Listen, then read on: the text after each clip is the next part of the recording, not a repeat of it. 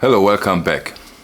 Very special video today because we talk about one of the most valuable, one of the scarcest, most rare records of all time, in a way. The reason we do this is the latest Electric Recording Company release. They gave us an incredible special album edition this month. We're talking about the Vashti Bunyan release.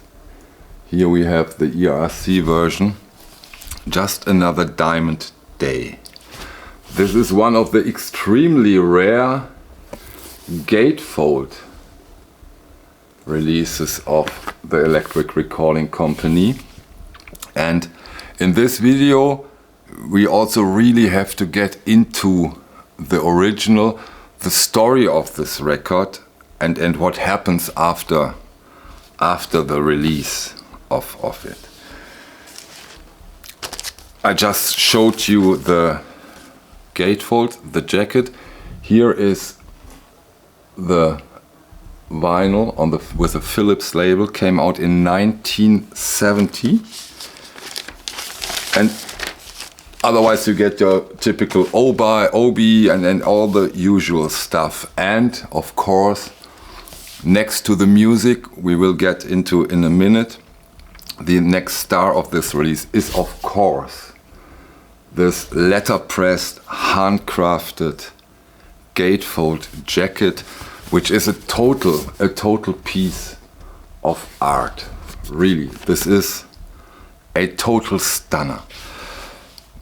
You know, I often ask myself, and I know some answers of course, why sometimes the ERC releases get so much hidden and open, you can always say hatred.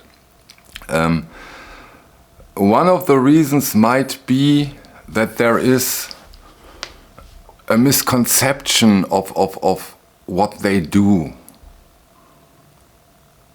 I give you my personal interpretation now of what makes the Electric Recording Company releases so special to me, next to this so often explained and mentioned way of mastering. You know, here in Europe we have a tradition of facsimiles. And I remember very well the early 90s. At that time those facsimiles has been on their height. Books, extremely well-made representations of old Bibles, in most cases done by monks, you know, with the handwritten text, the paintings and stuff like that. Those facsimile of the Bibles has been quite similar to what the Electric Recording Company does. They have been very scarce, not much of them have been made, and extremely expensive. I remember the most expensive one, and that really was quite something, was the facsimile of the Bible of Heinrich dem Löwen, Henry the Lion. The facsimile, I think they did 800, 1991, 92, 89, something like that. And the book costs 36,000 German marks. Nowadays it would be 36,000 euros, so quite an amount for a book. And what those guys did back then is, in my opinion, quite similar to what the Electric Recording Company editions are doing. They are, next to the all analog mastering, rare, very few copies, expensive, and as close as possible to the original. Also when it comes to the jacket, and of course they use what they think is the very best way and most exclusive way of producing it. when it comes to the materials they use, when it comes to the pressing they do. So this, if you see it this way, and not only in a way as an audiophile label, you might get a better idea of what they try to achieve. But that being said, now back to this record. Sorry, back to the release, the Vashti Bunyan, the original. Vashti Bunyan brought out this record in 1970 after quite some traveling. She felt, now I'm up to it. I'm doing a record, and she did a beautiful folk record, obscure, short folk songs on this album of a striking beauty, easiness and beauty. The result in 1970 was devastating, I think. She almost got no attention to this album, and she decided to stop doing music. But over the decades and advertisement spots who used their, quite similar to the Drake album, this album was so much sought after that you get now copies if you get one. 4,000, 5,000, 6,000 euros. So this is one of the most expensive records. Forget your Light Blue Triangle, forget your management credit Black Sabbath, or your pre-press Sex Pistols. Now this, when it comes to the price of an original, this is one of the most expensive records you can get, and if you get one. And even the electric recording company, to my informations, they had to contact the artist. They contacted Vashti Bunyan. She got the master tapes.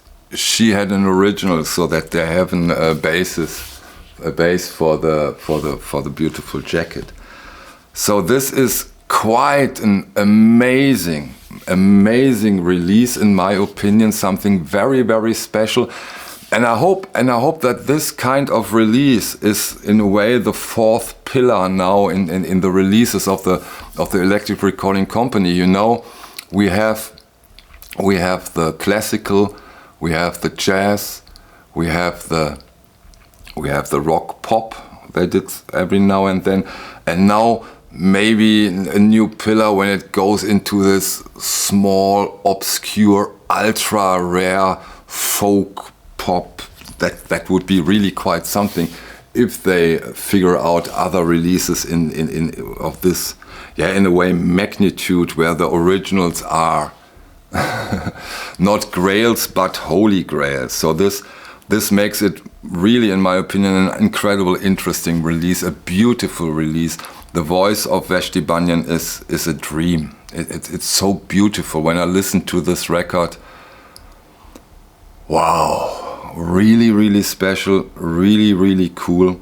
And again, it puts me again a little more into perspective of the balls those guys over at the electric recording company has to put out a record like this.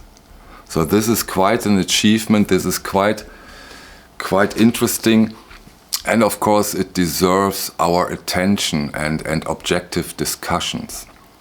And I am all in for this release. I'm so happy that I got my copy. A true highlight of this year so far. Amazing. Beautiful one. And as I said, the story behind this record, look it up. It's such an interesting read, and even encouraged by the very, very much later success of this album and the ongoing interest in this album. 30 years later, she already put out another album, and quite an amazing album again. So an outstanding artist with an outstanding story behind it. And at least 300, we have now 300 more copies of this release, which is quite deserved. And a cool thing that at least 300 more titles are out there now. Yeah, that's my take on the Vashti Bunyan release of the Electric Recording Company. As you can see, I'm quite happy with it. Thank you for your time and see you on the next one. Bye.